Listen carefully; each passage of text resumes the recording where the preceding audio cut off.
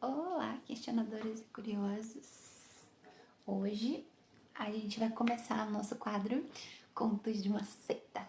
Bom, eu gosto muito de conversar e vocês já sabem disso, então a gente vai trazer a minha história de um jeito mais leve para vocês saberem dos traumas, das lesões e de tudo que acontece por os bastidores de uma seita.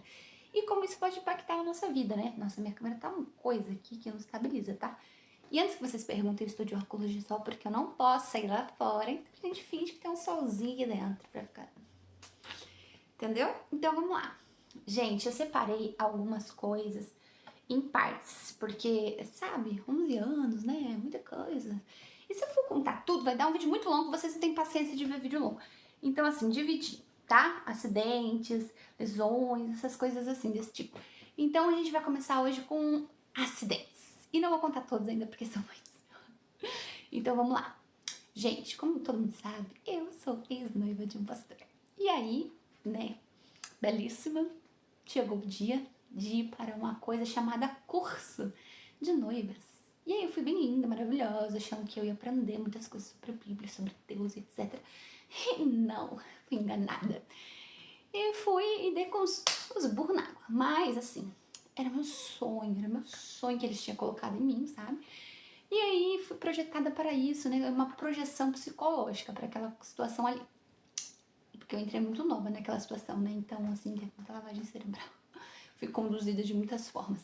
Enfim, gente, eu achando que eu ia me casar, ia ser uma princesa na vida daquele homem, porque ele era um homem de Deus, lá, e coisa e tal. E como vocês já sabem, e aí eu acertei, realmente, né? Eu fui ser uma princesa.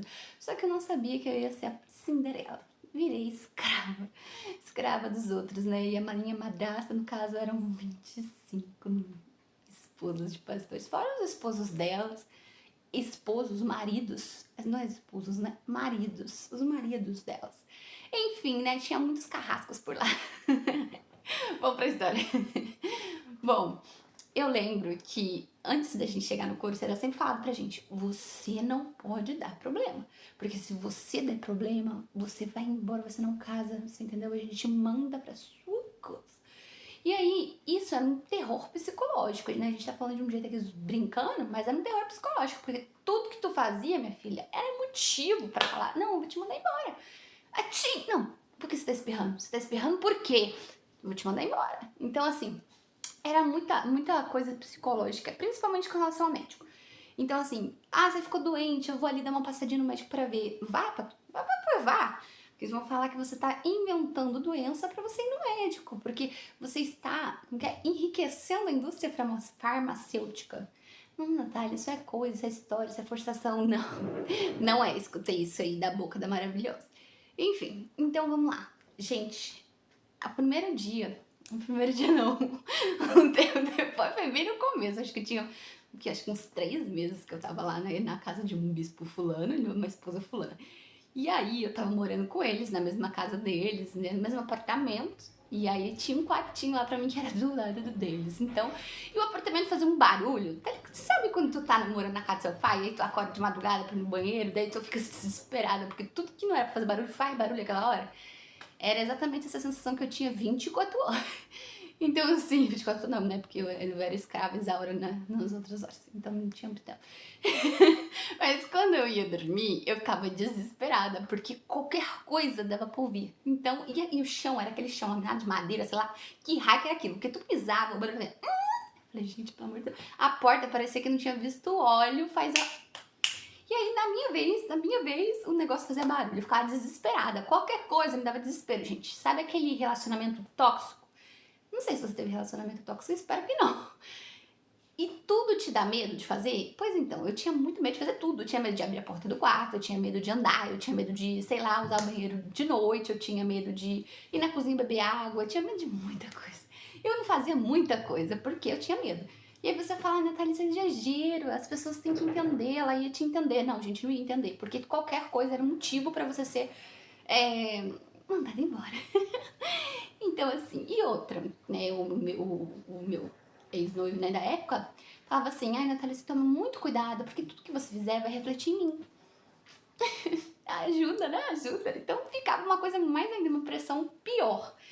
Então eu tinha medo de tudo. E já tinha aquela cobrança de que você tinha que ser perfeita, que você não podia errar, que você não podia ir no médico, que você não podia fazer aquilo, que você não podia fazer aquilo outro. Então eu tava desesperada, gente. E nesse dia que teve esse acidente, eu já tava lá, tipo, acho que uns 2, 3 meses, né? Então você pensa, eu já tava muito pilhada. Tava tão pilhada que quando eu andava pelo... É ali em Osasco, galera. Então, tipo assim, quando eu tava ali na estação, uma vez eu sentei lá na estação, tava um vento gelado, um frio. E eu comecei a chorar, mas eu chorava de desespero. Tipo, o que eu tô fazendo na minha vida? O que eu tô fazendo aqui? Será que isso realmente é o que eu quero? Só que, ao mesmo tempo que vinha esses questionamentos, eu ficava desesperada. Porque pra mim, isso era questionar, duvidar de um propósito de Deus pra minha vida. Porque eu fui ensinada daquele jeito. Então, todas as vezes que vinha esse questionamento em mim, eu falava, não, eu tô sendo... sei lá, tô indo contra o propósito de Deus, eu tô sendo rebelde. Me chamavam muito assim também, rebelde. E sendo rebelde, passei o que eu passei, imagina não sendo, né? Enfim, vou te chamar de rebelde por você questionar, usar o seu senso crítico, que eu deveria ter deixado o meu aflorar mais. Talvez seja por isso que eu falo muito sobre senso crítico aqui no canal, né? Porque ele teria me livrado de muitas coisas. Enfim, e aí depois de 3 meses nessa pressão psicológica toda, o que acontece? Eu tive meu dia de folga, que não é bem uma folga, assim, né, gente? Porque, tipo assim, eu acordava 4 horas da manhã, fazia meus trabalhos de escravizaura, quase o dia todo, e aí, né, se apaga. Eu tinha 3 horas, 2 horas pra andar por aí, comer, sabe? Olhar o céu e falar, nossa, o céu é azul, tô pegando a vitamina D. Eu precisei suplementar a vitamina D. Eu, que morava no litoral, pegava sol. Então precisei. Porque eu não via o sol nascer, eu não via. Ficava presa, encalulada, o sol nasceu quadrado. Eu não via sol. Enfim.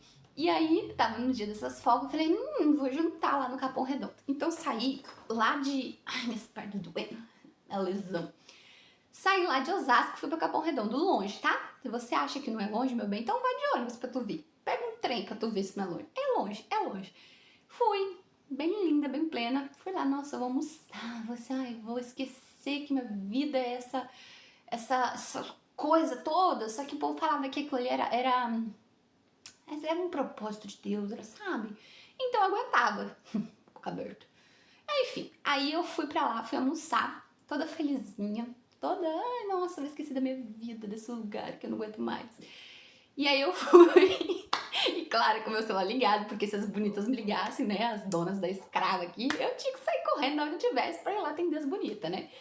E já aconteceu isso várias vezes, tá? Uma vez elas me tiraram, eu tava atendendo uma pessoa que tinha câncer, tá? Tava lá ajudando a pessoa, sabe, só contando a história dela e tal, fiquei para isso que eu estava ali. Eu achava que era pra isso, mas não era não, tá?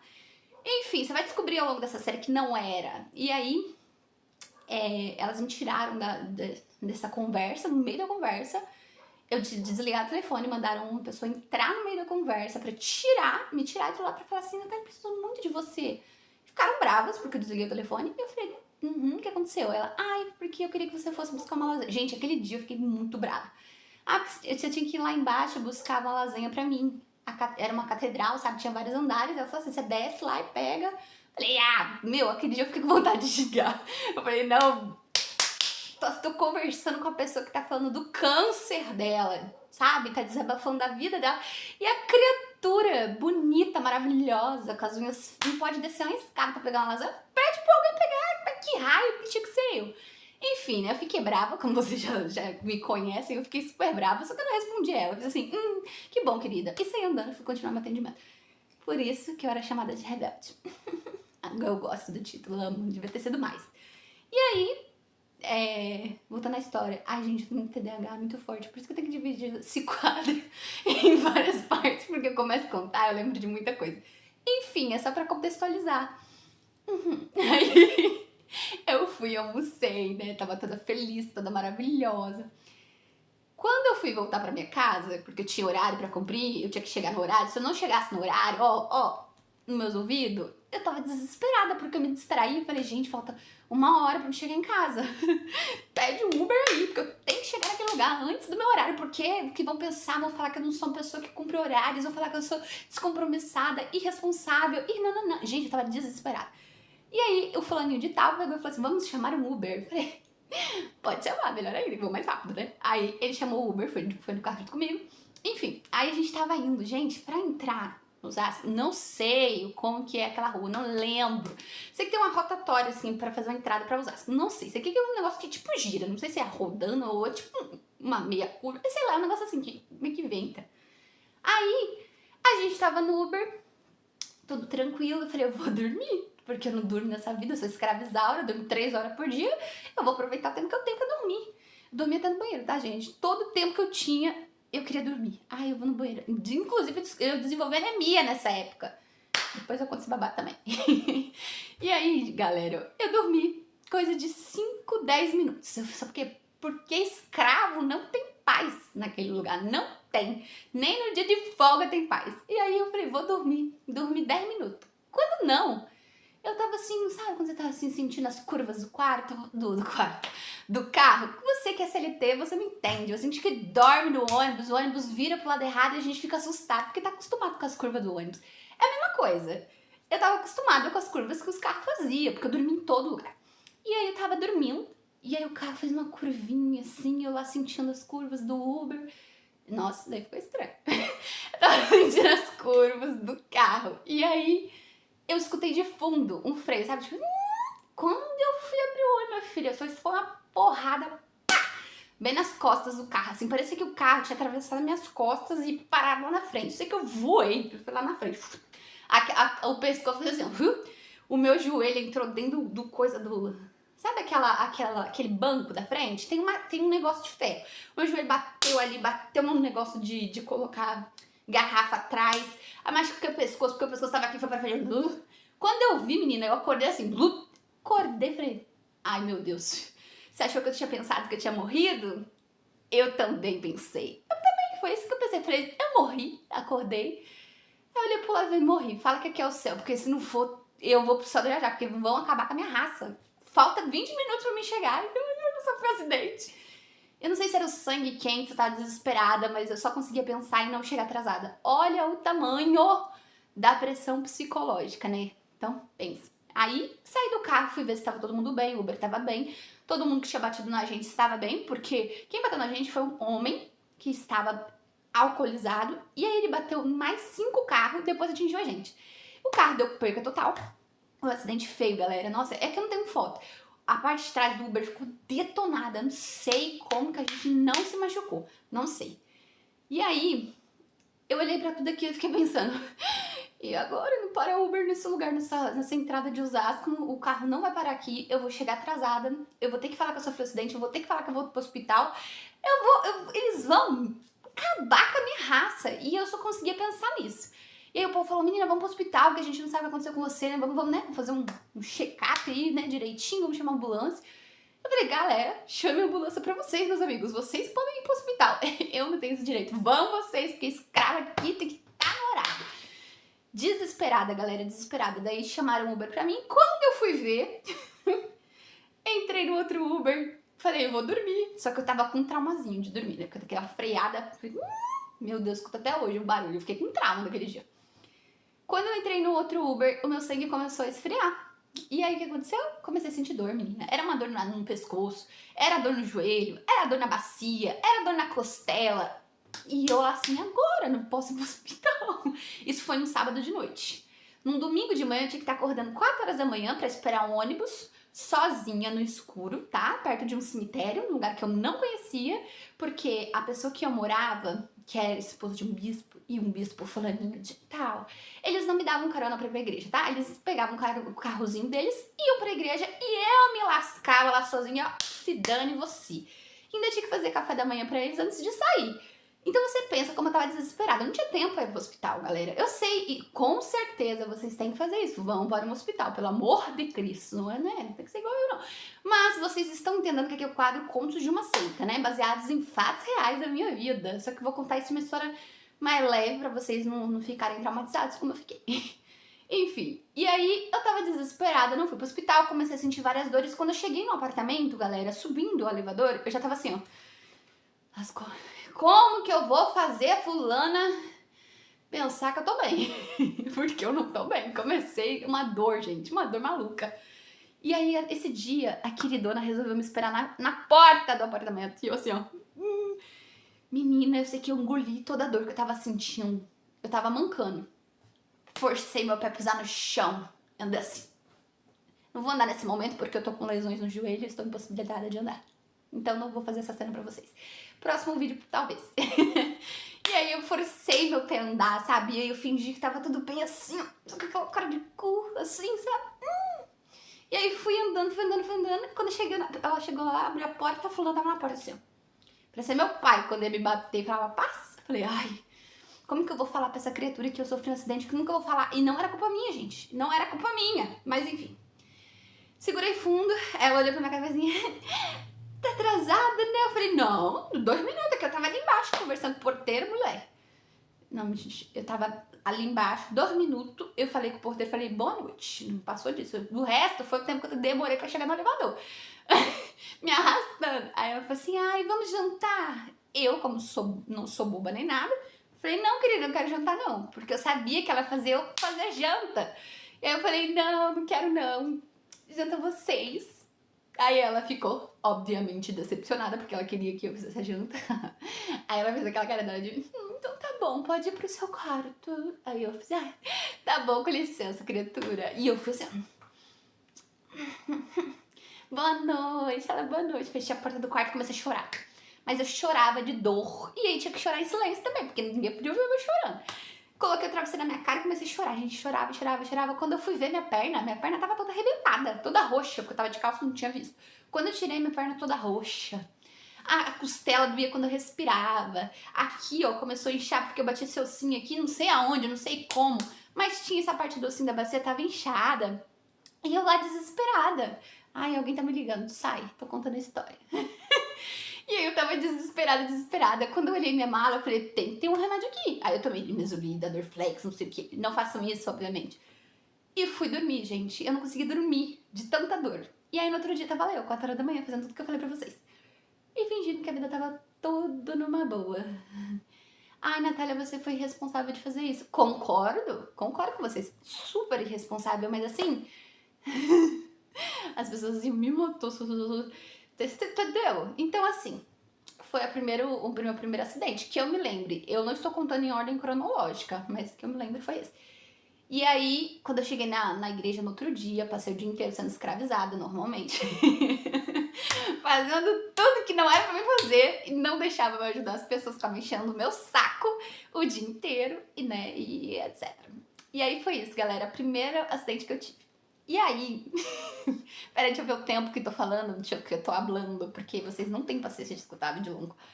E aí, galera, o outro acidente que aconteceu, vou falar só esses dois, senão o vídeo vai ficar muito longo. Depois a gente passa pra um próximo episódio, tá? Acidentes. Não sei ainda, vocês vão ver como que eu vou separar os episódios. Então vamos lá, o outro acidente que eu sofri foi com um pastor. Um pastor, ele estava... Esse dia vocês vão ver que pastor... Não tô falando todos, tá, galera? Mas dessa seita, mentem muito. O que aconteceu? Ele não tinha pegado a carta de habilitação dele, era tipo uma carta provisória, né? E a gente ia fazer uma ação social num, tipo, abrigo, sabe? Com crianças, etc. E aí ele falou assim, eu levo vocês. Eu e mais 2 noivas de pastores. E a esposa dele. E eu, obviamente, falei, vamos. Você vai falar não para um pastor daquele lugar? Fala não pra tu ver, fala. Eu falei, vamos, sim, obviamente. Fui. Gente, tava uma chuva. Eu não sei dirigir, não sei o que se faz nessa situação, mas você que sabe dirigir, você vai saber do que eu estou falando. Ele pegou o carro, não lembro qual carro que era, porque eu também não sei o nome de carro, e aí a gente foi indo, a esposa dele foi na frente, uma chuva. Chegou lá, eu sei que era um bairro depois de... Sabe aqueles lugares lá, tipo Itapevi, ai meu Deus, Barueri, é alguma coisa com Q, ali perto, ali com Q, eu não lembro o nome, mas era ali. E aí a gente foi e passando por esses bairros e tal, aí tinha eu sei que tinha um pedágio, gente, era um lugar muito... Passando por esses lugares, aí ia pra lá. E aí, quando chegando lá, a gente foi pra uma rua, a rua faz assim, ó, gente, as ruas em São Paulo não são retas, elas são... sobe, desce. E aí o querido subiu a rua assim, ó, porque o GPS tava falando que o abrigo era ali perto daquela rua. Ele pegou o carro, todo, subiu. Meu, eu já tava assim, ó, segura nas mãos de Deus, porque ele não sei, dirigia muito mal, o carro morreu, o carro, não sei o que aconteceu, porque assim, ai... E aí ele tava subindo esse bendito desse barranco era uma rua que parecia um morro do Itaoca, daqui onde eu tô. E aí ele subindo. E o carro morreu, gente. O carro morreu. Aí falou, ai, o carro não vai aguentar subir. E agora? E eu atrás assim, ó, segura nas mãos de Deus, ai, ai, ai. E aí ele falou assim, não, o que a gente vai fazer? Eu vou sair daqui. Falei, óbvio, plausível. Muito perspicaz. Vamos sair daqui. O que ele fez, galera? Na minha cabeça, eu ia dar ré. E eu nem sei dirigir, mas eu ia dar ré. E eu falei, vamos voltar. O carro não tá subindo, vamos voltar. Eu não sei o que passou na cabeça daquela criatura. O que ele fez? Ele girou o volante pra cá, né? Pra fazer a curva na rua. E o carro, parecia que minha vida tava passando em câmera lenta. Porque o carro começou a levantar. Falei, eu vou capotar lá embaixo. E a gente via a rua lá embaixo, eu via as meninas assim. Eu falava, ai, eu vou capotar, vou ter que ir pro hospital. Ai, meu Deus, eles vão me mandar embora pra casa. Tudo era esse pensamento, sabe? E aí, o que ele fez? Quando o carro começou a virar, ele acelerou, falou, não sei o que passou na cabeça dele, ele acelerou o carro e jogou o carro pra frente, pro carro não cair. Então o carro foi pra frente. Quando o carro foi pra frente, nós entramos num lugar, sem passar pelo portão. Pá! E eu assim, ó, mais uma coleção, acho que eu irei falecer, desviver num acidente, porque não é possível. Tinha acabado de sair. E ele, pô! Menina, quando a gente foi ver, adivinha que lugar que era aquele lugar que ele bateu? Exatamente. O abrigo de menores. O orfanato. Falei. Aí a mulher veio desesperada. Porque, gente, imagina se a tivesse pegado uma criança. Não pegou, ainda bem. Mas que elas costumavam brincar ali no portão, a moça falou que costumava. Quando ela saiu, eu fiquei com vergonha, desesperada. Eu não sabia o que fazer. Aí ela olhou assim pra gente e falou, ai, moça, vocês estão bem? E eu assim, nem sabia se eu tava dentro do meu corpo ainda. Eu falei, ai, tomara que eu tenha ido com Deus, porque o tanto que eu vou escutar. Tanta. E as meninas, a gente olhava uma pra cara da outra. A gente, pra vocês entenderem o tamanho da lavagem na cabeça que a gente tinha. Porque a nossa preocupação não era, ah, fulano tá bem, vamos pro hospital, vamos ver se você machucou uma criança. Claramente, a gente perguntou, tá? Mas a nossa primeira preocupação era, o que eles vão fazer com a gente? A gente, meu Deus do céu, vão mandar a gente embora. Vão mandar a gente embora, não vão falar que a gente é irresponsável. Era um terror psicológico. E a gente olhava uma pra cara da outra e ficava desesperada, sabe? Tipo, e aí? Aí esse dito cujo pastor saiu do carro e falou assim, ô moça, vocês estão bem e tal? O carro, obviamente, estraçalhou a frente do carro, destruiu o portão. E aí a moça falou assim, não, a gente tá bem, vocês estão bem, tá? Eu falei, não, a gente tá bem. Né, menina? Vocês estão todas bem. Aí a gente assim, então, a gente tá ótima. Tamo ótima, não aconteceu nada.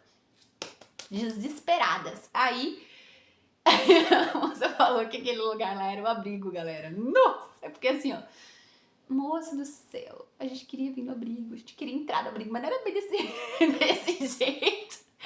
E aí todo mundo bem, o que ele fez? Gente, vocês acham que ele perguntou, nossa, estão bem, meninas, vamos ver no hospital, porque ele era um pastor, ele não era o responsável, ele era um dos pastores. O que ele fez? Olhou pra nossa cara e fez assim, ninguém conta o que aconteceu aqui pro fulano de tal, que era responsável, tá?